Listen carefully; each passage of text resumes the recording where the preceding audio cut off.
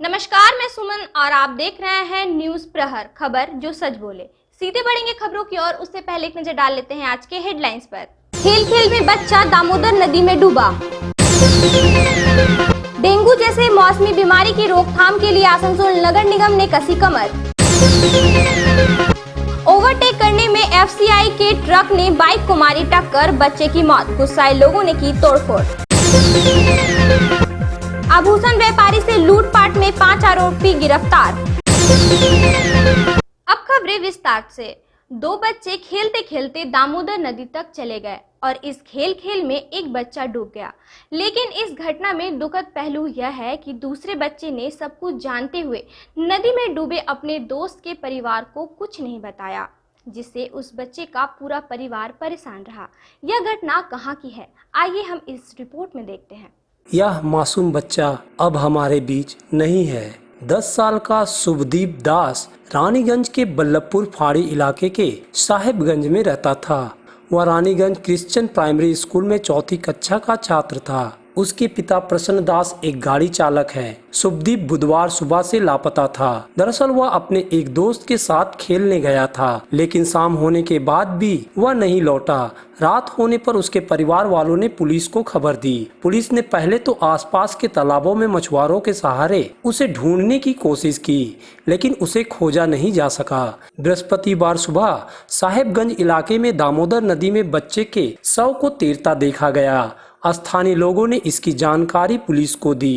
मौके पर पुलिस पहुंची और बच्चे के शव को नदी से निकालकर अपने कब्जे में लिया और उसे पोस्टमार्टम के लिए आसनसोल जिला अस्पताल भेज दिया।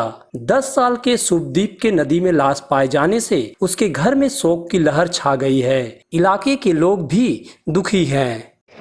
বাড়ি থেকে হারিয়ে গেছিল, হারিয়ে যাওয়ার পর বাড়িতে খোঁজাখোঁজা করা হয়েছে।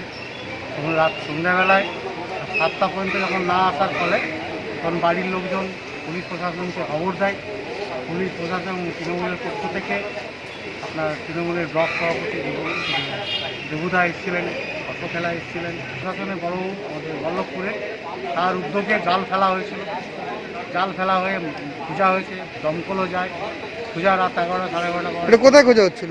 আপনার পাশে একটা পুকুর আছে, আমাদের পাশে পাড়ার পাশে একটা পুকুর আছে, সেই পুকুরে সন্দেহ করা হয়েছিল সেখানে যে ডুবে গেছে, খুঁজে পাওয়া যায়নি। আজকে ভোরবেলায় তার লাশ ভেসে ওঠে এবং আপনার ওইখানকার যারা সকালবেলায় কোথায় ভাসে এটা? দামোদর নদীতে সাহেবগঞ্জের যে পাড় আছে সেখানে তারপরে পাওয়া যায় বাচ্চাটা।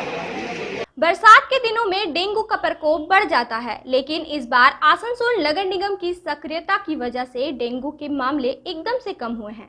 मेयर जितेंद्र तिवारी ने कहा है कि अगले 2 महीने में डेंगू ना फैले, इसके लिए जरूरी उपाय किए जा रहे हैं। आसनसोल नगर निगम के मेयर जितेंद्र तिवारी ने बृहस्पतिवार को स्वास्थ्य व सफाई मुद्दे पर एक जरूरी बैठक की। इस बैठक में स्वास्थ्य व सफाई विभाग के जुड़े MIC और दोनों विभागों के अधिकारी मौजूद थे। नगर निगम के कमिश्नर भी उपस्थित थे। बैठक में डेंगू और मलेरिया जैसी मौसमी रोगों को रोकने की रणनीति पर चर्चा की गई।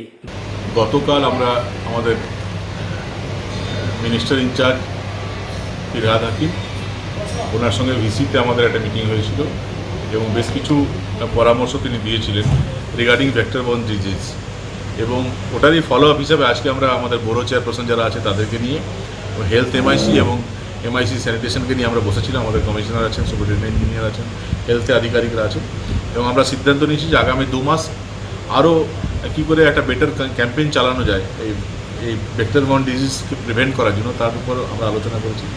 सैनिटेशन আমরা আরো বেশি জোর দিচ্ছি, কাল থেকে আরো পুরোদমে আমাদের सैनिटेशन কর্মীরা। बैठक के बाद मेयर जितेंद्र तिवारी ने मीडिया से कहा कि एक दिन पहले राज्य के नगर विकास मंत्री फिरहाद हकीम के साथ मौसमी रोगों को रोकने के लिए एक वर्चुअल बैठक हुई थी। उन्होंने इस मौसमी रोगों को नियंत्रण करने के लिए जरूरी कदम उठाने के कुछ परामर्श दिए थे। मेयर ने कहा कि अभी हमारे स्वास्थ्य व सफाई विभाग के कर्मचारियों ने अच्छा काम किया है, लेकिन अगले 2 महीने में इसे और बेहतर कैसे किया जाए इस पर आज मेयर परिषद सदस्यों व अधिकारियों के साथ चर्चा की गई। मेयर ने कहा कि सफाई को और कैसे बेहतर किया जा सकता है, इस पर चर्चा की गई। उन्होंने कहा कि पिछले साल इस दौरान डेंगू के 80 मामले सामने आए थे, लेकिन अभी तक मात्र 1 मामले सामने आए हैं। मेयर ने नगर निगम के स्वास्थ्य व सफाई कर्मचारियों के अभी तक के काम की सराहना की है, लेकिन उन्हें और अच्छा काम करने का निर्देश भी दिया है। ओवरटेक के चक्कर में एक बच्चे की गई जान, देखेंगे एक छोटे से ब्रेक के बाद।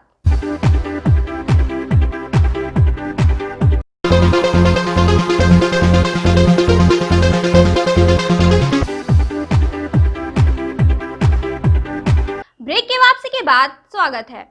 बाजार जाने की बात हो या फिर खरीदारी करने की, बच्चे बहुत उत्साहित रहते हैं।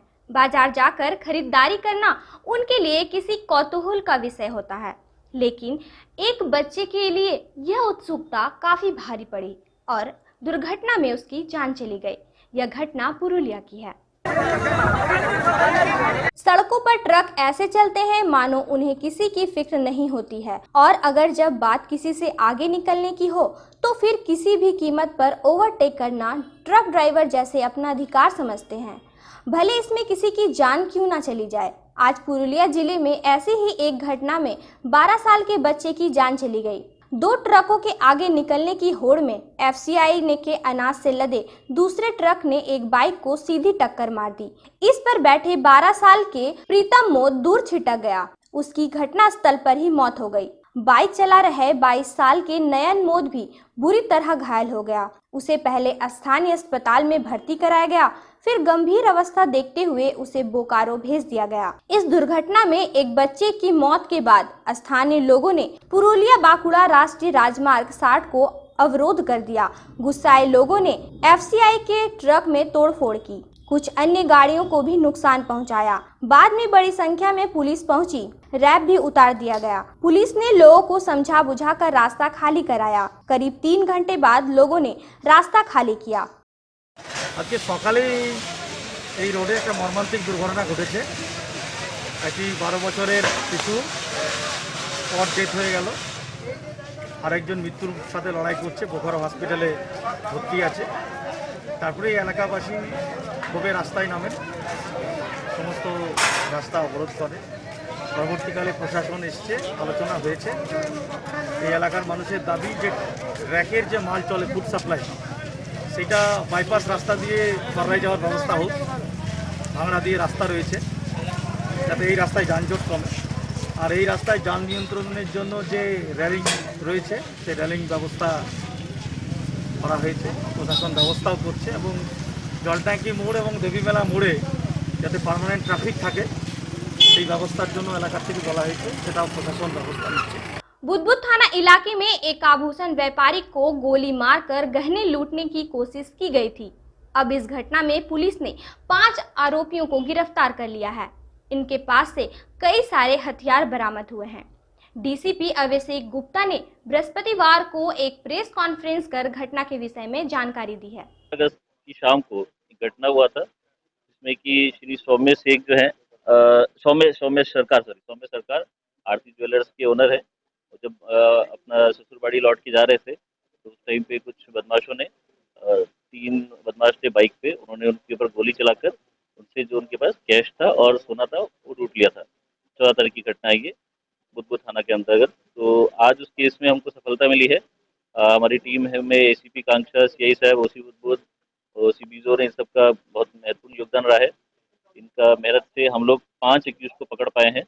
उसमें से जो देखा गया है, जिस तरह से प्लानिंग हुआ था, लुकमान नाम का एक लोग है, लुकमान शेख, वो कुछ दिन से रेकी कर रहा था इलाके का।